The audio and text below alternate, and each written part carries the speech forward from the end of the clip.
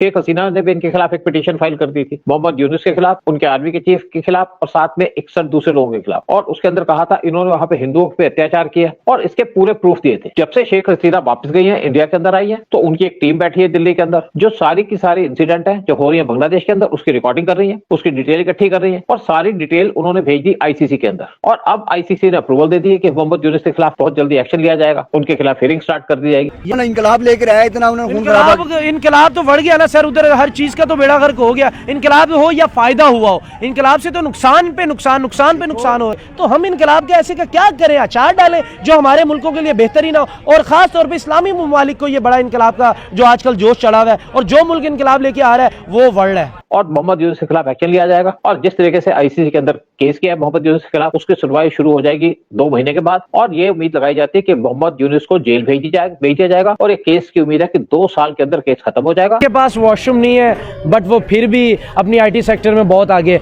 उनके पास sir washroom नहीं है फिर भी वो अपने मैन्युफैक्चरिंग का निज़ाम बहुत बड़ा है। उनका तीसरा बंदा या चौथा बंदा गुर्बत की लकीर से नीचे है, फिर भी वो महिंद्रा की गाड़ियाँ, टाटा की गाड़ियाँ अपने मुल्क में बना रहे। उनका चौथा बंदा गुर्बत की लकीर से नीचे है, दुनिया का सबसे बड़ा बिजनेसमैन अडानी वहाँ बैठा हुआ है, अंबानी बैठा हुआ है, टाटा सबसे बड़ा बैठा हुआ है। दोस्तों, इंटरनेशनल कोर्ट के अंदर यूनुस के ऊपर केस तो फाइल हो चुका है, अब यूनुस के ऊपर केस भी चलेगा। अभी तक ये जो बैठ के जो मजे लूट रहा है ना दोस्तों, भारत के अंदर ही अंदर बहुत काम करने की तैयारी कर चुका है। यूनुस तो बचेगा नहीं, ये आप कंफर्म लिख लीजिएगा दोस्तों। और शेख हसीना वापस भी जाएगी और बांग्लादेश फिर दोबारा हमारे पैरों में होगा। ये अलग बात है कि जो हमारा वहाँ नुकसान हुआ, हिंदू भाइयों का नुकसान हुआ, मंदिरों का नुकसान हुआ, वो अलग बात है, लेकिन ये बचेगा नहीं। इसने जो गंद घोला है ना, इसको छोड़ेगा नहीं मोदी जी, ये आप याद रख लेना दोस्तों। पूरी तैयारी हो चुकी है धीरे धीरे, अब ये भागने के चक्कर में है। अच्छा, मजेदार बात मैं आपको एक बात बता दूं, इसकी खुंदक ट्रंप से भी है। और आप जानते हैं ट्रंप से आज की दुनिया कोई दुश्मनी लेना नहीं चाहता, तो इसको कोई भी देश अपने यहाँ नहीं आने देगा। जिसने बुला लिया समझ लो उसकी मौत हो गई। तो ये तो समझ लो ये ना बांग्लादेश से ना भाग सकता है और ना बांग्लादेश में रह सकता है, ये हर तरफ से फंस गया। अब ये चीन जाने की कोशिश करेगा लेकिन चीन भी इसको नहीं रखेगा। कमेंट्स कीजिएगा दोस्तों, वीडियो को लाइक और चैनल को सब्सक्राइब जरूर कीजिएगा।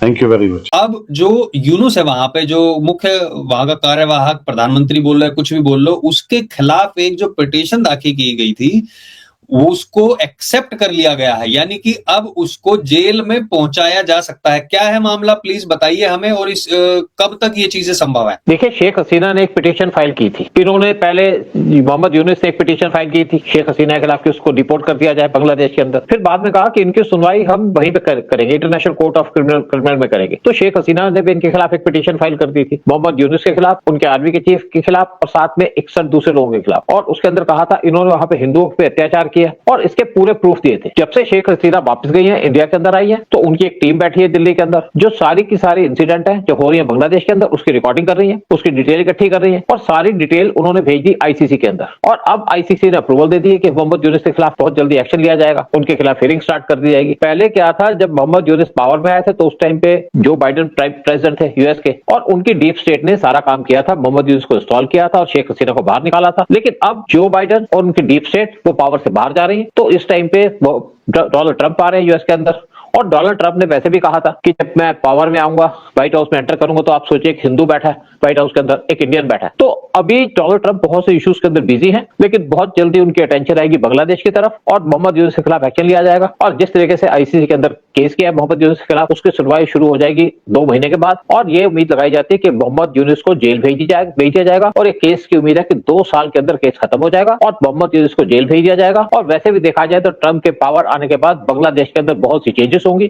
यहाँ 2 साल तक मतलब यही बांग्लादेश को संभालता रहेगा, राज ही रहेगा। पावर से हटने के बाद तो केस चल सकता है ना इसके ऊपर। मुझे नहीं लगता कि ये 2-4 महीने से ऊपर रह पाएगा पावर में, क्योंकि बांग्लादेश की इकोनॉमी वैसे ही डूब रही है। ये सोच रहा है कि इंडिया जैसे बांग्लादेश के अंदर जिस टाइम पे क्या हो रहा है, जैसे इंडियन साड़ी है उनको जलाया जा रहा है, हिंदुओं पे अटैक तो हो ही रहे हैं। साथ में इन्होंने जो खाने पीने की चीजें थी वो पाकिस्तान से मंगानी शुरू कर दी। पाकिस्तान के पास आप तो चीजें नहीं है, आलू प्याज पाकिस्तान इंडिया वाले जो आलू प्याज है वो मंगवाता है यूएई के थ्रू और उन्हीं को बांग्लादेश के अंदर भेजेगा। तो आप सोचिए कितना ज्यादा इकोनॉमिक प्रेशर पड़ेगा पाकिस्तान के ऊपर, बांग्लादेश के ऊपर। चीजें बांग्लादेश के अंदर महंगी हो जाएंगी। इवन शुगर वो पाकिस्तान से मंगवा रहा है, वीट भी पाकिस्तान से मंगा रहा है, जबकि पाकिस्तान के पास तो खुद वीट नहीं है, खुद उसका शुगर नहीं है, तो बांग्लादेश को सप्लाई कर रहा है, क्योंकि इंडिया को बांग्लादेश से दूर करना चाह रहा था। पहले क्या था कि जो बांग्लादेशी इंडिया के अंदर आते थे वो आते थे ट्रेन में और साथ में बस में वहां से एंटर करते थे इंडिया के बॉर्डर पे, वहां से ट्रेन से दिल्ली पहुंच जाते थे या कलकत्ता पहुंच जाते थे, उनका इलाज हो जाता था और यहाँ पे रहने की जगह भी सस्ती थी। लेकिन अब अगर वही बांग्लादेशी जाएंगे सिंगापुर तो उनको कम से कम 25 से 30 हजार लगेंगे एक साइड में जाने के। फिर इनका जो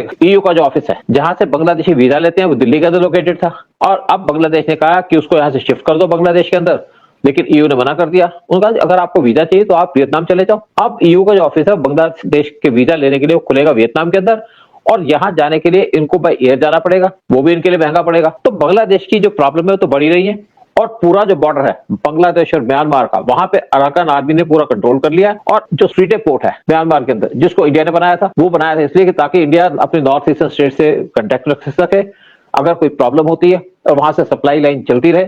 और दूसरी तरफ अब वो अराकान आर्मी ने जो स्ट्रीटे पोर्ट है वो अराकान आर्मी के कंट्रोल में है और दूसरी तरफ अराकान आर्मी इस टाइम पे बांग्लादेश की तरफ बढ़ रही है और वो कंट्रोल करना चाहती है इनका पोर्ट। 5 अगस्त के बाद कोई चीज़ भी दुरुस्त नहीं बांग्लादेश के मामलात में। पहले पाकिस्तान से हेल्प, फिर उसके बाद टर्की से हेल्प मांग रहे हैं, फाइनली उन्होंने चाइना को डॉक्टर यूनुस ने कह दिया। आप क्या समझते हैं ये इनकलाब के बाद ये कहीं ना कहीं भिखारी बन चुके हैं या पूरी दुनिया से हेल्प मांगते जा रहे हैं? क्या चाइना इंडिया के अगेंस्ट जाकर इनकी हेल्प करेगा?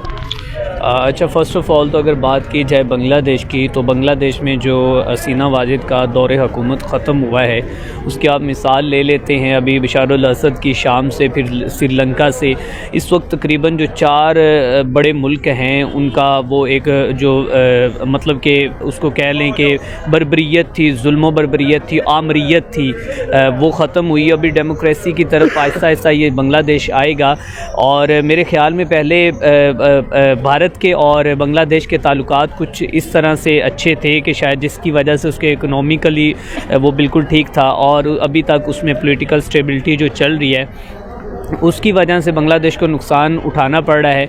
और बांग्लादेश अगर अपनी तिजारत को, अपने मुआशी इकनॉमिकली सिस्टम को अगर ठीक कर लेता है तो मे भी बांग्लादेश जो है दोबारा अपने पाँव पे खड़ा हो जाए।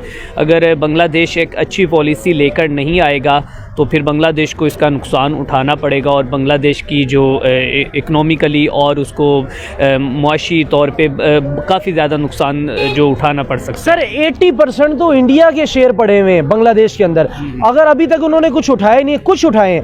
अडानी अगर उठा ले तो इनका पावर सेक्टर पूरा तबाह बर्बाद हो जाएगा।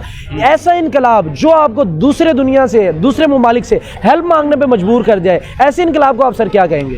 अच्छा, मेरे ख्याल में ना अगर भारत की बात की जाए तो इंडिया ने नो डाउट कि उनके IT की जानिब से उन्होंने एक तरक्की की है, उन्होंने इकनॉमिकली बहुत ही अच्छा उन्होंने काम किया। लेकिन अगर आप ये कहें कि भारत ने सब कुछ ही अच्छा किया तो दैट इज़ रॉन्ग, क्योंकि भारत में भी आप जाएँ तो उनके पास वॉशरूम नहीं है। आई समझ उनके पास हर तीसरा से चौथा बंदा जो है वो गुर्बत की ज़िंदगी गुजार रहा है, सारी चीज़ें। लेकिन हाँ, पाकिस्तान की निस्बत अगर बात की जाए, पाकिस्तान की पॉलिटिशियंस की, पाकिस्तान के बाकी मामलात की निस्बत, तो I think that is a good. Sir देखिए उनके पास वॉशरूम नहीं है बट वो फिर भी अपनी IT सेक्टर में बहुत आगे। उनके पास सर वॉशरूम नहीं है फिर भी वो अपने मैन्युफैक्चरिंग का निज़ाम बहुत बड़ा है। उनका तीसरा बंदा या चौथा बंदा गुर्बत की लकीर से नीचे है, फिर भी वो महिंद्रा की गाड़ियाँ, टाटा की गाड़ियाँ अपने मुल्क में बना रहे हैं। उनका चौथा बंदा गुर्बत की लकीर से नीचे है, दुनिया का सबसे बड़ा बिजनेसमैन अडानी वहाँ बैठा हुआ है, अंबानी बैठा हुआ है, टाटा सबसे बड़ा बैठा हुआ है, डेली उनका एक है वो बैठा हुआ है। यानी कि इतना कुछ होने के बाद भी वो दुनिया की चौथी और तीसरी इकॉनमी बना बैठा है। कहाँ से वो ज़्यादा मतलब इतना अच्छा कर रहे हैं कि इतना कुछ भी है उनके मुल्क में, लेकिन वो छुप रहा है। उनकी जो अच्छाई है वो नज़र पूरी दुनिया को आ रही, और ये जो गुर्बत की लकीर की आप बात कर रहे हैं वो कहीं हमें नज़र क्यों नहीं आ रही सर?